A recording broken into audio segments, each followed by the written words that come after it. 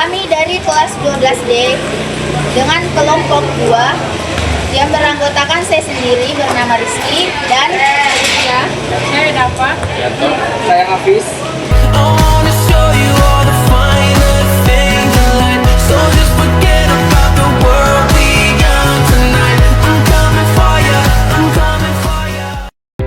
Perubahan sosial membawa banyak perubahan dalam kehidupan kita. Meski zaman sekarang semakin modern, nilai adab dan sopan santun tidak boleh hilang. Justru di tengah kemajuan zaman, kita harus semakin menjaga sikap dan sopan santun. Seperti dalam video ini, terlihat siswa yang memberi salam kepada guru. Itu menunjukkan rasa hormat dan sopan santun kepada orang yang lebih tua. Saling membantu antar teman juga merupakan bentuk adab yang baik dengan saling menolong. Kita belajar untuk peduli dan menghargai sesama.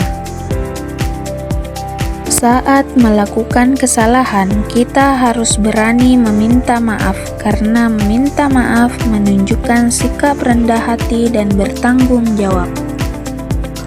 Dan ketika belajar bersama, kita melatih kerjasama, saling menghargai pendapat, serta menjaga suasana agar rukun dan damai.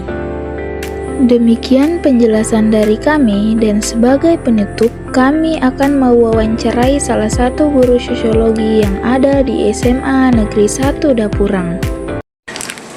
Nah, jadi tujuan kita beradab di lingkungan sekolah, bukan cuma di lingkungan sekolah, tapi dimanapun kita berada, terlebih lagi di masyarakat, kita tetap harus memiliki yang namanya adab. Tujuannya ya supaya kita bisa menghargai orang lain, orang juga bisa menghargai kita. Nah, itu sebenarnya tujuannya kita beradab. Dan ingat, adab itu lebih penting daripada ilmu. Pak. Kedua, apa manfaat adab dalam kehidupan sehari-hari? Manfaatnya supaya bagaimana kita bisa menempatkan diri kita di masyarakat. Dengan beradab kita bisa tahu bagaimana kita bisa berinteraksi dengan orang lain, ya. Sikap dan perilaku kita sesuai dengan nilai-nilai dan norma-norma yang berlaku dalam masyarakat. Sifat angkuh dan kesombongan itu harus dijauhkan dari diri kita, ya. Itulah sebenarnya bagaimana pentingnya adab kita tanamkan dalam siswa sejak dini. Oke Pak, yang ketiga, menurut Bapak, mengapa adab harus dijaga di masa sekarang akibat perubahan sosial? Karena di era saat ini, di mana era globalisasi yang begitu terbuka, tidak ada ruang,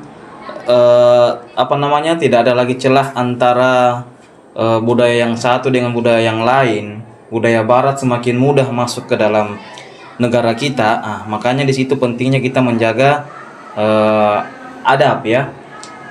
Era sekarang ini budaya-budaya kita mulai tergerus oleh budaya-budaya Barat. Nah, disitulah pentingnya kita menjaga adab ketimuran kita. Jadi jangan sampai budaya kita atau adab kita ini tergerus oleh budaya-budaya yang berasal dari luar, terutama budaya-budaya yang tidak sesuai dengan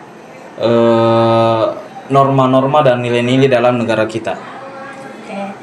Yang keempat Pak, bagaimana dampak perubahan adab dalam lingkungan sekolah?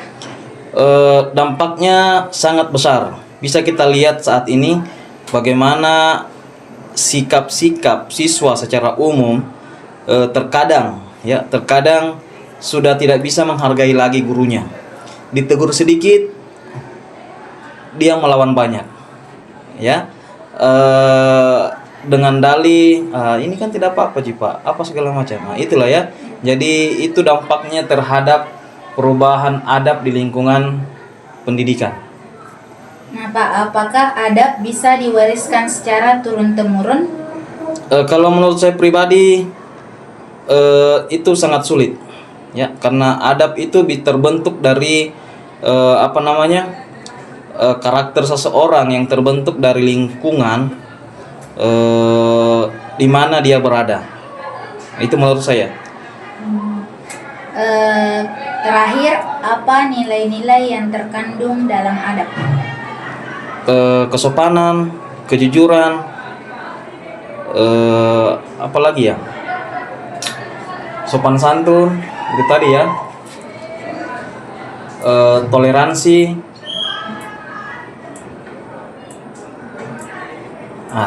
Itu saja. Iya Pak, itu nih Pak. Makasih Pak. Sudah, oke.